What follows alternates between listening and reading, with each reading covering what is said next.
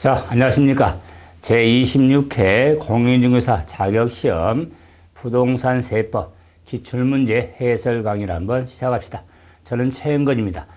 자, 공인중개사 자격시험이 26회 때, 25회 때 전년도 대비해서 보면은 다소 좀 어려운 그런 시험에 좀 해당이 되는데, 다 어려운 게 아니라, 그 중에 한 두세 문제가 좀 유형도 조금, 변형이 되면서 이렇게 다양하게 출제가 돼서 참 어렵게 느꼈는데, 하지만은 기본서 과정 등에 이렇게 정상의 커리큘럼 과정을 공부하시면 좀 힘들게 정리됐지만, 하지만은 기본 과정들 이렇게 충실하게 정리하는 전제가 있었죠. 하면서도 문제 유형을 조금 파악하는데 좀 초점을 두신 분들은 아마 정리가 잘 됐을 겁니다.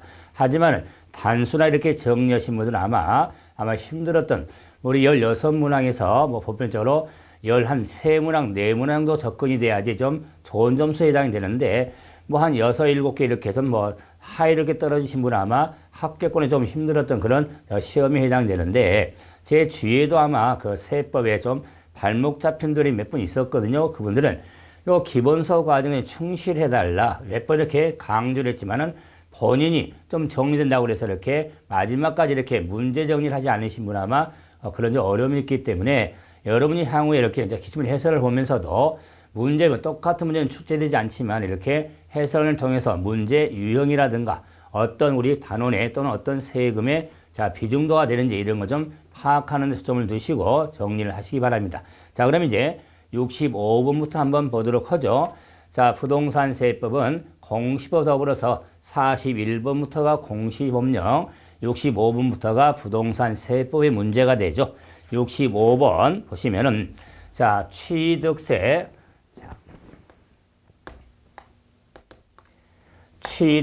관련 문제로서 특히 취득세에서 거의 시험에 예상이 됐던 취득세 세율과 관련된 문제가 해당이 되죠. 그래서 표준세율을 물었죠. 옳은 걸 한번 골라보자. 역시 이제 문제 유형이 대부분적으로 1번, 2번, 3번, 4번, 이렇게 5번 이렇게 지문을 해서 문항수에 대한 답을 찾는 건데 이렇게 박스형 문제로서 자, 기억, 니은, 디귿, 니을이 주어져서 자, 옳은 표준세를 한번 찾으라고 그랬죠. 기억을 보시면 상속으로 인한 농지 취득이었죠. 그래서 자, 여러분이 기본서 과정 하면서 아마 제가 암기틀로 알려드리겠지만은 상속으로 인한 취득에 대해서는 일명 38선 이렇게 암기틀을 잡았죠. 그래서 농지는 3, 그다음에 농지 외의 것은 자 8이 돼서 자 농지에 해당되죠. 그래서 1000분의 23, 2.3% 그래서 옳은 거. 다음에 니은은 합의물, 총유물의 분할은 취득이죠. 일명 공유물이든 합의물이든 총유물이든 분할로 인한 취득에 대해서는 아마 또 암기틀이 유는 3이유, 유가 3개죠. 공유, 합의, 총유에서 유는 3이유 이렇게 정리가 되죠. 그래서 자 1000분의 23 역시 옳은 질문.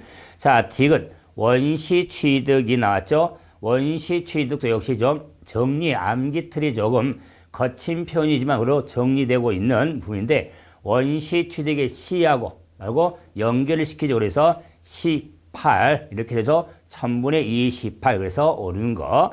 다음에 비영리 사업자가 상속의 무상취득. 니을에 많이 좀 힘들었던데 상속 위에 무상취득하면 증여 등을 의미하죠. 그러면 증여 등에 있어서는 8일로 광복절로 이렇게 정리되죠. 그랬을 때 8은 비영리 사업자, 영어는 8이 되고 2의 개인 등이 자 1로 해서 1000분의 35가 되잖아요. 그래서 비영리 사업자가 언급이 됐으니까 1000분의 28이 되겠죠. 그래서 옳은 지문에서 기억, 니은, 디귿 모두 옳은 지문에 해당이 되는 거면서 기억, 니은, 디귿을 니을까지를 찾으면 되겠죠. 자, 66번 등록면허세 종합 문제가 되네요. 자.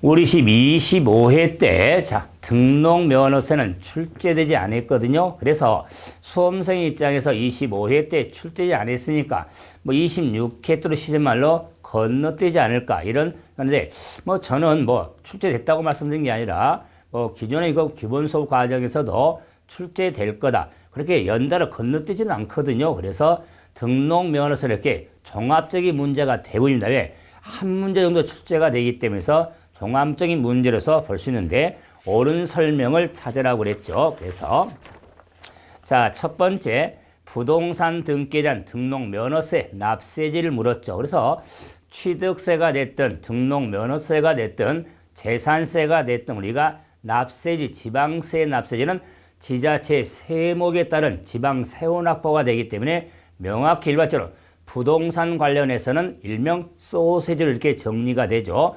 부동산 등기의 납세지는 부동산 소재지가 되는 겁니다. 그 소유자 주소지. 그래서 1번 틀렸죠. 다음에 두 번째, 자, 등록하려는 자가 등록에 대한 신고를 다하지 아니한 경우 등록하기 전까지 납부했을 때 신고 납부한 것으로 보지만 무신고 가산세가 부과된다고 그랬죠. 등록면허세 특징 중에 하나죠.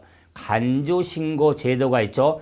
원래 등록세는 신고고 납부해야 할 지방세인데 신고지 아니한 경우라도 납부서에서 납부할 때가 있습니다. 이럴 때는 신고하고 납부항소로 간주를 하기 때문에 이 경우 무신고에 따른 가산세를 부과하지 않습니다. 등록면허세 특징이죠. 그래서 부과한다 그래서 2번도 틀렸죠. 자, 3번 상속으로 인한 소유권 이전 등기 세율은 부동산 가액의 1000분의 15라고 그랬는데 자, 우리가 암기 틀에 있으니까 취득세 틀에 역시 연관이 되어 있죠. 상속은 38선 그랬죠. 농지 여부를 따지지 않는 게 등록면허선에서 1000분의 8이 되는 거죠. 1000분의 15에서 틀렸고요. 자, 4번은 자, 부동산 등기를 하려는 자는 등기를 하기 전까지 신고 납부하는 게 등록면허서죠. 옳은 설명. 자, 5번째 대도시 밖의 본점 또는 주사무소에 대도시의 전입에 따른 등기에 법인 등기에 대한 세율은 100분의 200이라고 그러는데 취득세 중과세는 복잡하지만 등록면허세의 중과세율은 자, 부동산 법인 등기 세율의 3배 중과가 있죠. 100분의 300이 되는 겁니다. 그래서 자, 4번만 옳은 설명. 자, 67번 취득세 과세 표준과 세율을 같이 물었죠. 자, 또 취득세 문제인데 자, 취득세 과세 표준과 세율을 같이 묻고 있죠. 자, 그랬을 때 이 문제 틀은 특히 세율에 있어서는 표준 세율이 있고 중과 세율이 있고 자, 또는 세율의 특례가 있는데 이 과세 표준의 세율에 있어서 자, 세율의 특례 이렇게 초점을 두는데 그러면 세율의 특례 하면은 두 가지가 있죠. 일명 표준 세율 마이너스 2%. 자, 2%. 여기서 2%는 중과 기준 세율을 말하죠. 그래서 표준 세율 마이너스 중과 기준 세율 뺀 세율로 아니면 중과 기준 세율을 적용하는 특례가 있죠. 이 틀의 문제인데 그러면 문제로 자, 1번 보시면 취득세 과세 표준은 취득 당시 가액으로 합니다. 그런데 연부 취득은 연부 나눠진 금을 생각해야겠죠. 그래서 연부 취득은 연부 금액이 되는 겁니다. 그래서 계약 보증금도 포함이 되죠. 두 번째, 신축으로 심과 건축물의 포인트는 면적이죠. 면적이 증가된 부분에서는 원시 취득으로 봐서 18의 원시 취득의 세율이 적용이 되는 겁니다. 그래서 옳은 질문 세 번째, 환매 등기를 병행하는 부동산 매매죠. 그럼 환매 등기를 병행하는 부동산 매매에 있어서는 자, 우리가 정리 틀에 있어서 표준 세율 마이너스 2%를 뽀빠이 이렇게 정리하죠. 닉네임 뽀빠이가 누구냐? 이재별이 뽀빠이죠. 환상공법 이재별 이런 틀로서 정리가 되는데 그래서 환매 등기를 병행한 부동산 매매로서 매도자 매수의 환매로 인한 취득에 있어서는 표준세율에서 12%의 자, 특례가 적용이 되어지는 겁니다. 그런데 자, 표준세율의 중과 기준세율 자, 100분의 200. 중과 기준셀로 틀렸죠. 1000분의 20이 되는 겁니다. 100분의 200도 아니고 합한셀도 아니죠. 표준셀에서 마이너스 2%가 적용이 되는 데서 3번이 틀렸죠.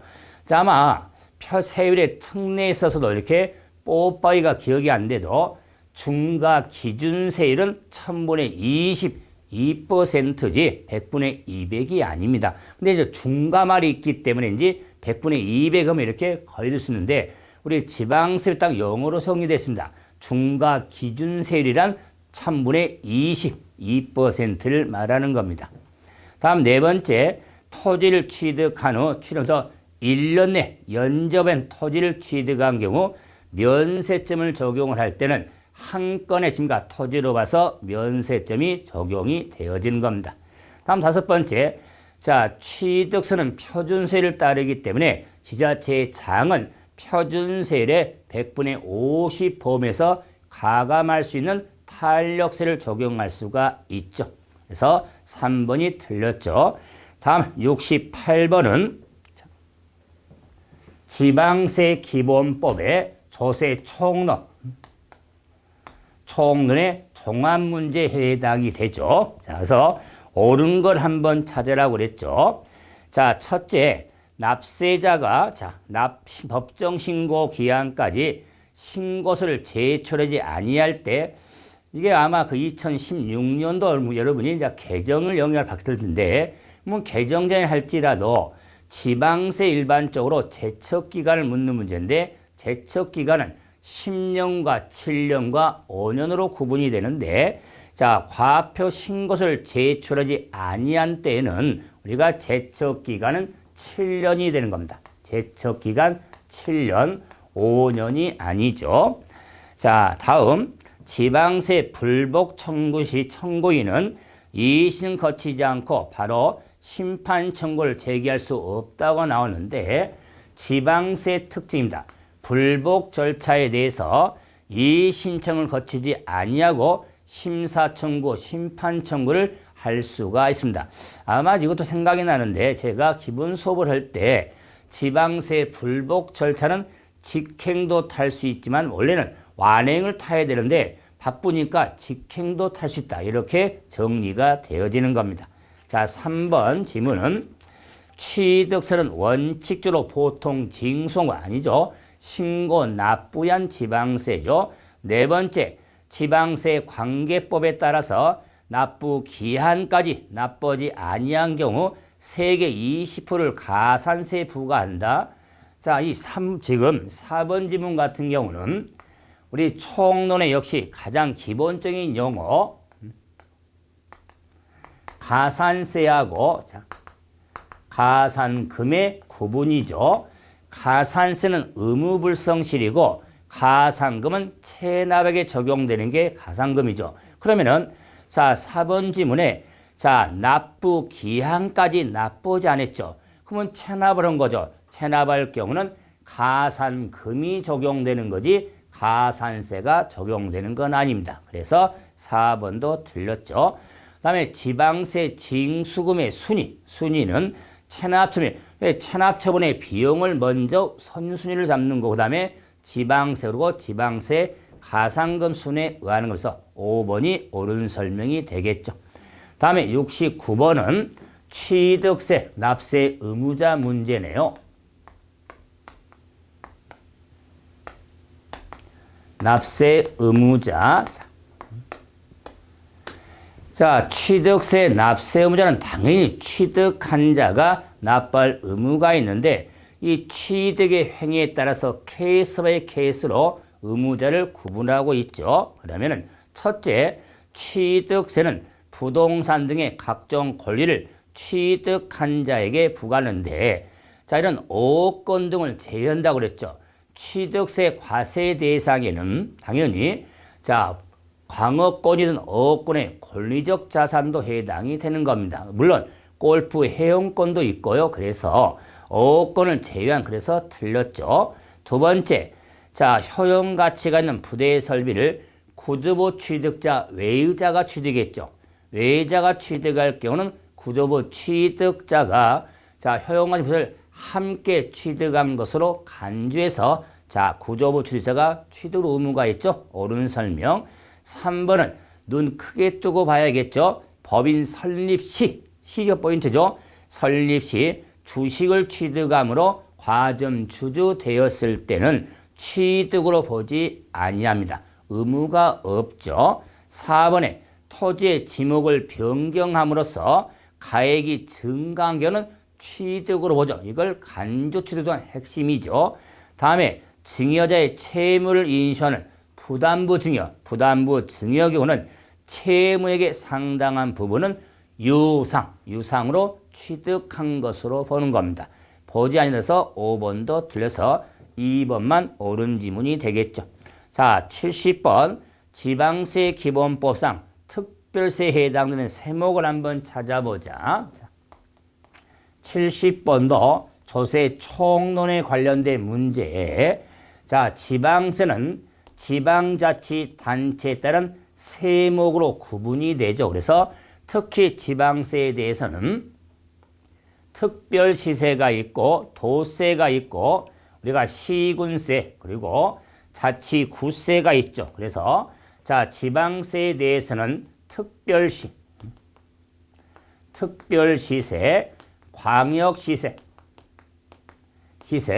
도세, 자치구세, 시군세로 크게 구분이 되는데 자, 물음은 요 특별세에 해당되지 않는 걸 한번 찾아라고 그랬죠. 이랬을 때 우리가 취득세나 지방소비세, 지방교육세 등이 있지만은 우리가 부동산 핵심 세금에 취득세, 등록 면허세가 있죠. 그럴 때 등록 면허세에 대해서는 도세로서 자치구세에 해당이 됩니다. 그래서 아마 뭐 정리되신 분은 자, 도세고 구세는 같으면 도구죠. 도구를 등록해야 된다. 이렇게 표현한 겁니다. 도구를 등록해야 되죠. 그래서 등록면허는 특별세에 해당되지가 않죠. 그래서 5번이 되겠죠. 다음 71번. 자, 이제 양도소득세 문제가 되네요.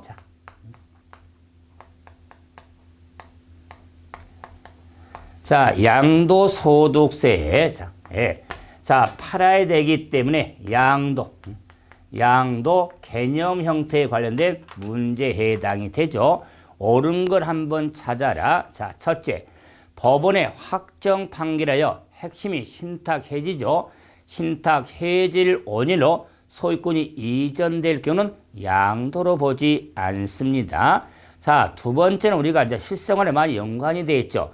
자, 이 배우자와 이혼 등이 이루어지죠. 그럼 이혼 등에 따른 유자료 지급에 가름하여 부동산을 넘기냐 아니면 민법상 재산분할 청구권으로서 부동산을 넘기냐에 따라서 양도 여부가 달라지죠. 유자료 지급에 가름하여 부동산을 이전할 경우는 양도한 것을 외 유상 이전으로 보기 때문에 그런데 재산분할 청구권으로 넘기는 경우는 무상 이전의 의미가 되니까 양도로 보지 아니하죠. 그러면 2번은 이혼 유자료를 배우자에게 토지의 소유권을 넘겨줬죠. 양도 해당이 되는 겁니다. 그래서 답이 나왔죠. 3번은 공유토지, 공동소유의 토지를 지분 변경 없이 단순히 분할한 경우는 형식상 쪼갠 의미가 되니까 양도로 보지 않습니다. 다음 4번에 본인 소유 자산을 공경매를 통해서 자기가 다시 제출될 경우는 양도로 보지 않습니다. 5번에 소재기하여 무효가 포인트죠. 무효로 판시되어 환원될 경우는 양도로 보지 않습니다. 이때 환원도 아마 조금 심화적인 의미가 있죠. 환원도 적법한 계약 당사자 간의 합의해서 환원될 경우는 양도로 봅니다. 그러나 소재기하여 무효로 판시되어 환원될 경우는 양도로 보지 아니한 겁니다. 자, 72번도 양도소득세 문제죠.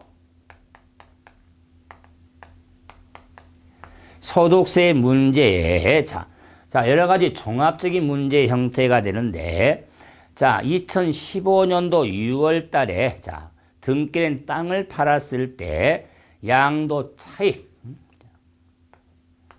양도 차익. 자, 산정이 있어서 설명으로 자, 틀린 걸 한번 찾으라고 그랬죠. 자, 그랬을 때 우리가 양도 차익은 자, 기본식이 있죠. 양도가액. 양도가액에서 필요경비. 필요경비를 차감해서 양도 차익을 산정하는데 이럴 경우 필요경비 하면은 취득가액과 기타 필요경비로 구분이 되어지죠. 기타 필요경비로 구분이 되더라. 자, 그럴 때 이 취득 당시 실지 거래가액을 적용하는데 취득가액을 적용할 수 없으니까 그 말은 실가를 확인할 수 없을 경우에 대해서는 추계가액이 있죠. 추계. 추정, 추산해서 적용이 되는데 이 추계가액은 순서를 지킨다고 그랬죠. 순서는 매매 사례가액, 감정가액, 환산가액, 기준시가, 일명 매우 심한 감기로 환기가 든다. 이렇게 정리틀을 잡아드리죠. 그러면은 우리가 기술된 서술된 걸 보면 매매 사례, 환산, 감정, 그죠? 자, 매매 사례 갑자기 환기가 되죠. 감기가 들어야 환기가 들죠. 그래서 순서가 잘못이 됐죠. 그래서 첫 번째가 틀렸다. 그런데 자, 양도와 취득 실가를 확인할 수 없을 경우에 또는 확인이 된다면 당연히 실지 거래가액이 하는 겁니다.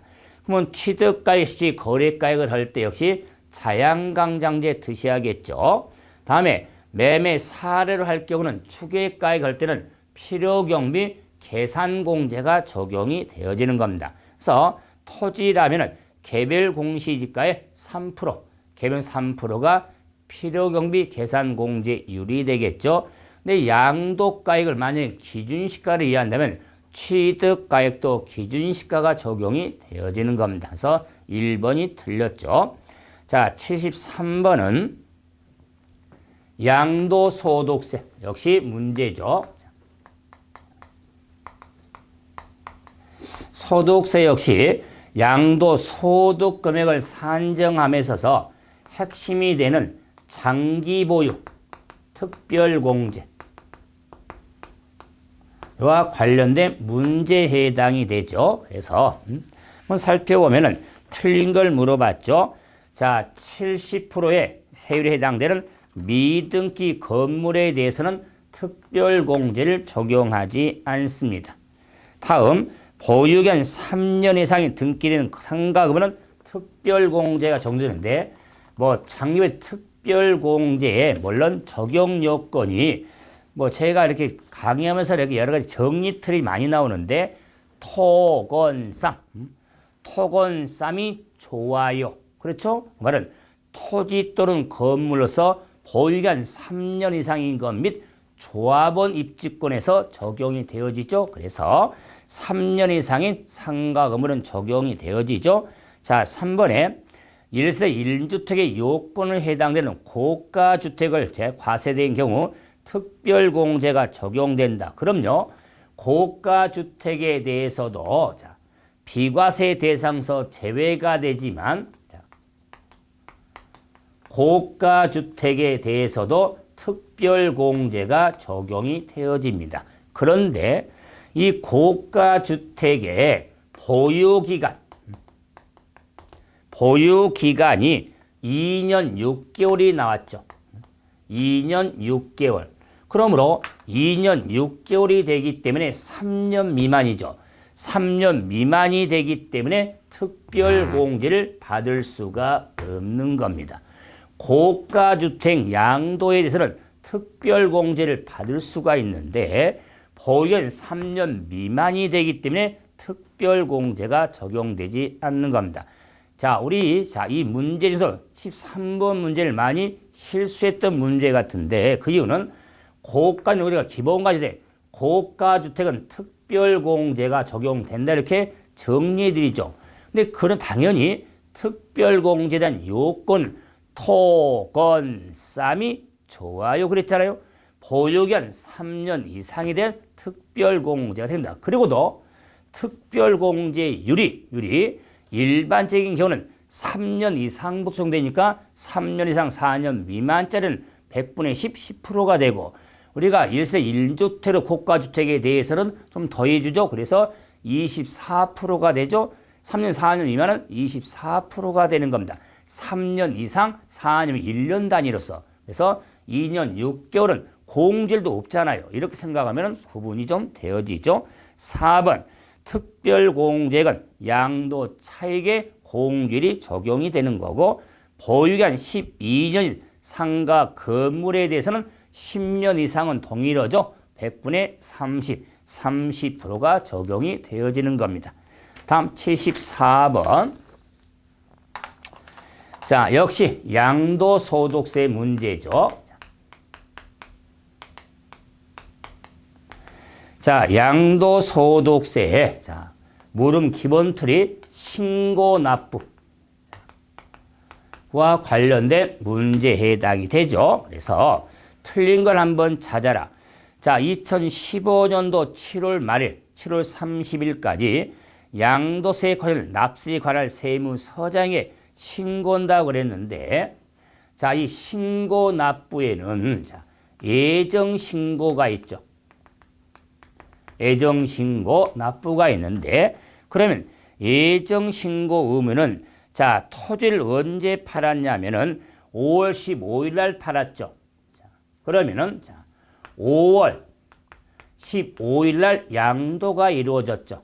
이때 예정신고는 양들이 속하는 달의 말에 5월 31일부터 한 달, 두 달, 2개월 이내 예정신고가 있죠. 그래서 자, 6월 말 7월 31일까지가 예정신고 기한이 되는 거면서 옳은 지문이 되죠. 다음 예정신고하지 아니한 경우 확정신고를 하면 예정신고에 따른 가산세는 부과되지 아니한다고 그랬는데 예정신고를 우리가 불성실한 가산세도 매년 소득세법 개정에서 강화가 됐죠. 예정신고를 다하지 아니한 때도 자, 예정신고에 따른 불성실 가산세가 적용이 되어집니다. 하지만 예정신고에 따른 가산세가 부과될 경우 확정신고에 따른 가산세는 부과하지 않는 겁니다. 이중 더블이 되니까. 그래서 예정신고 하지 않은 경우는 가산세가 부과가 되죠. 그래서 두 번째 틀렸죠. 3번 예정신고하는 경우에 분할납부가 가능하죠. 납부세액이 1,000만 원 초과할 경우인데 양도세액이 1,500만 원 나왔죠. 그래서 분할납부가 가능하죠. 다음에 수용될 경우에는 물납하고자 하는 10일 전까지 자, 신청하셨다고 그랬는데 자, 이 규정은 2015년도까지는 양도세는 물납제도가 있는데 아마 2016년도에는 양도세 물납제도가 폐지가 될 겁니다. 그래서 이렇게 2015년도에 기출문제를 할지라도 2016년도 개정이 되면은 이런 문제는 또 전혀 복수정답 문제도 안 되는 그런 유형이 될 수 있거든요. 그래서 자, 지금 2015년도 26회 기출문제를 지금 보고 해설을 해야 되니까 이런 부분 아마 주의 좀 하셔야 될 겁니다. 2016년도에는 자, 소득세법 개정으로 양도소득세 물납제도는 폐지가 됩니다. 다음 75번. 자, 양도소득세 문제인데 세 문제에 대표로 계산형 문제인데 겸용주택의 문제입니다. 겸용주택의 문제. 그래서 그러면 겸용주택 하면은 양도소득세는 주택의 연면적이 다른 용도 연면이다 클 때는 전부 주택으로 보고 작거나 같을 때는 주택분만 주택으로 보죠. 자, 그걸 판단해서 75번을 좀 연결해 보면은 자, 이런 경우죠. 자, 건물의 주택 부분하고 상가분이 80대 120이죠. 주택이 80이고 자, 상가가 120이다. 그다음에 건물의 부수 토지가 800이 나왔죠. 800. 자, 이럴 경우에 자, 과세되는 토지 면적을 한번 찾고 건물을 한번 찾아보라고 그랬죠. 그랬을 때 주택의 연면이 단 용도보다 작을 거죠. 그러면 작은 주택분만 주택이니까 80에 대해서 비과세 범위가 되고 120은 주택을 보지 않기 때문에 과세 범위가 되는 겁니다. 자, 그런데 이 800에 대해서는 이제는 안분이 이루어지죠. 이 안분에 대해서 주택 부분하고 상가 부분으로 안분을 하면은 800 제곱미터에 건물 전체가 200이죠. 자, 200에 대해서 그래서 주택 부분이 80이 되고 자, 상가 부분이 120이 되겠죠. 120이 되겠다. 자, 그래서 주택의 연면적이 얼마나 나오냐면 저기면 자, 200분의 80이니까 864죠. 그래서 줄이면 자, 480이 되겠다. 그래서 주택의 연면적이 그래서 자, 480에 320이 되겠죠. 자, 320. 그다음에 600. 자, 800이니까는 480이 되겠죠. 80이 되겠다. 그래서 320에 대해서는 자, 집의 땅이 되니까 비과세 범위가 되고 자, 480제곱미터가 과세 범위가 되겠죠. 집의 땅이 아니기 때문에 그래서 물음이 뭐냐면 과세 면적을 물어봤죠. 과세 면적을 물어봤기 때문에 자, 건물에 대해서는 120, 땅은 480이 과세 범위가 되는 겁니다. 가장 계산형으로서 뭐 한 문제 이렇게 출제가 됐지만 공부하는 입장에서 많이 힘들었는데 우리가 그냥 기본 과정을 하면서도 이런 겸용주택은 더 다양하게 이렇게 유형을 한번 문제를 한번 풀어본 문제들 많죠. 자, 다음은 76번. 양도소득세 과세 대상을 물었죠. 자.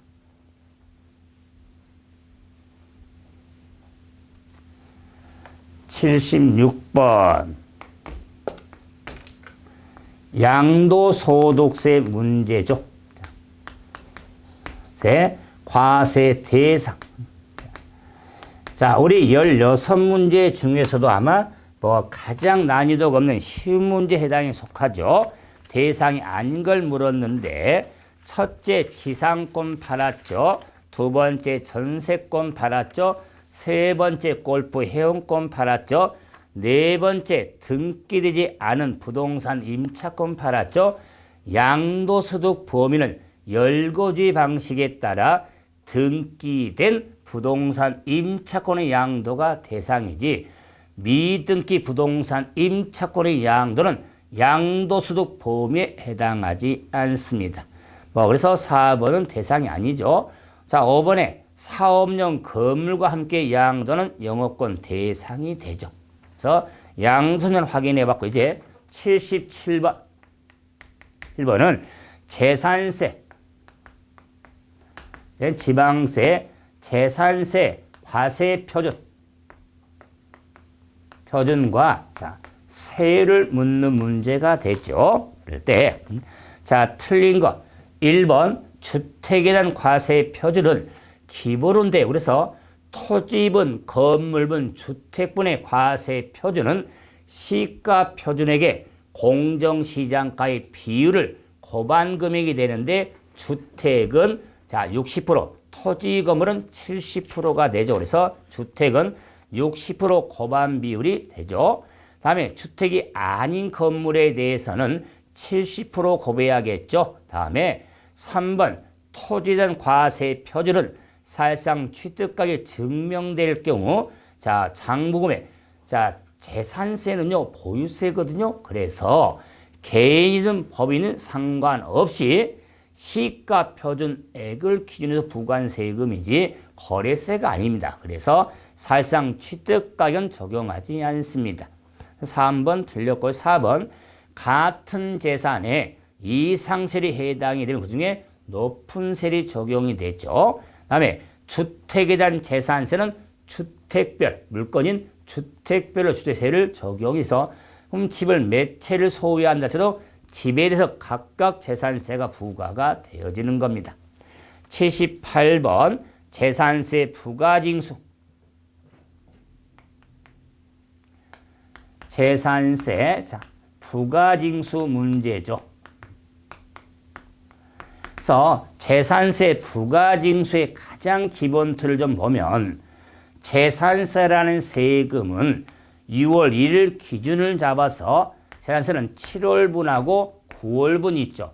7월분 재산세 9월분 7월 16일부터 31일 16부터 30일이 7월분과 9월분의 재산세 납기인데 토지분은 9월달 건물분은 7월달인데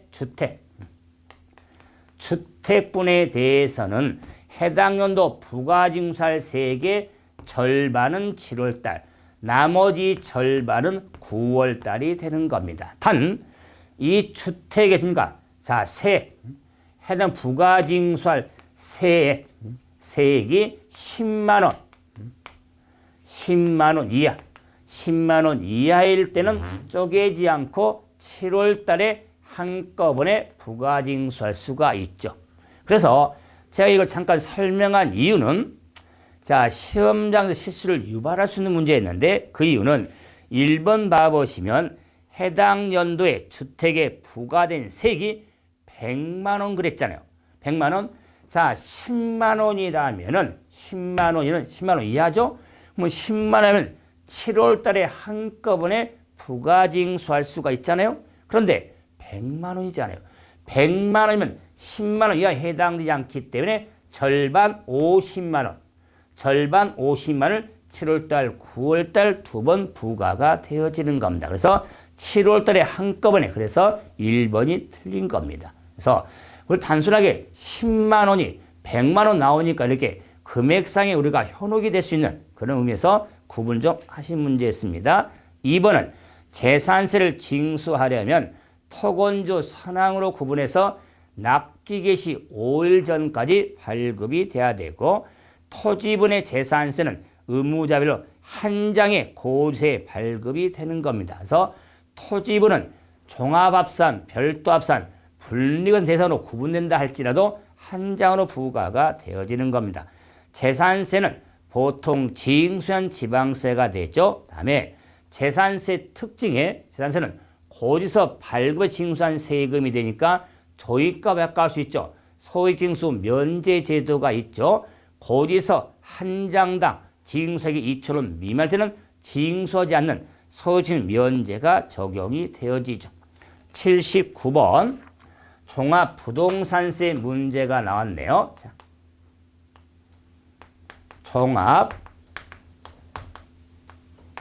종합부동산세. 종합부동산세 역시 과세 대상을 묻는 문제였는데 이 종합부동산세도 25회 때 역시 출제되지 않은 유형이거든요. 26회 때 역시 한 문제가 나왔는데 이 종합부동산세 과세 대상은 재산세 대상 중에 이런 틀이 있죠. 취즈, 토종, 토별만 종부세 대상이 되는 겁니다. 그래서 주택분 재산세로서 주택, 별장은 제외되죠. 토지분 재산세, 종합합산과세 대상, 별도 합산과세이 종부세 대상이 되는 겁니다. 그래서 과세 대상이 아닌 걸 한번 골라라고 그랬죠. 그러면 기억은 여객자동차, 운수한 면허자가 차고용 토지죠. 차고용 토지에 대해서는 별도 합산과세 대상이 되겠죠. 별도 합산 과세 대상이니까 종부세 대상이 됩니다. 니은. 1세대 1주택의 공시가격이 10억 원인 경우죠. 이제 부부 공동명의죠. 공동명의니까 5대5로 쪼개는 명의니까 5억이 되죠. 6억 초과했죠. 종부세 대상이 아니죠. 공장용 건축물은 건물은 대상 자체가 안 됩니다. 다음, 니을은 해원제 골프장 토지죠. 해원제 골프장 토지는 분리과세 대상의 높은 과세 재산세 대상이 되기 때문에 종부세 대상이 아닙니다. 그래서 기억만 빼고 나머지는 종부세 대상이 아니죠. 이제 마지막 80번 봐보죠. 80번은 재산세 납세 의무자 문제였죠.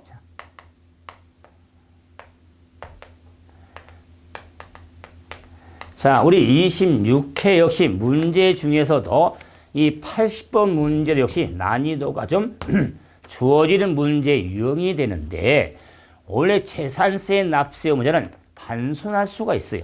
자, 그런데 문제가 납세 의무자를 묻는 게 아니라, 자, 이 주어진 자료에서 납세 의무자가 아닌 걸 골라봐라 그랬습니다.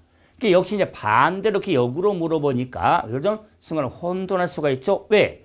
재산세 납세 의무자는 사실상 소유자, 공부상 소유자, 사용자, 주된 상속자, 매수계약자, 유탁자, 사업시행자, 이렇게 의무자를 틀을 찾고 있는데 이걸 역으로 물어보니까. 자, 그래서 기억을 봐보시면, 자, 5월 31일 날 잔금을 청산했죠. 이러고 이전 듣기 한 경우에 매도인이 의무자냐 그 말.